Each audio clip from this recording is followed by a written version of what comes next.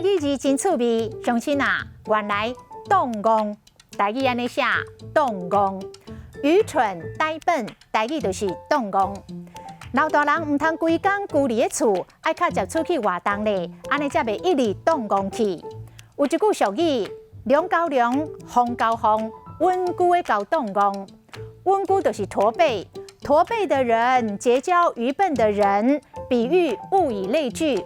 就是同类的人，也即是事物，定定会假做伙。尾啊，嘛用来形容歹人互相交结。动工的工，戇直，憨厚正直。伊即个人戇直。若戇神，就是眼神呆滞。你若看起来戇神，敢是厝内底发生代志。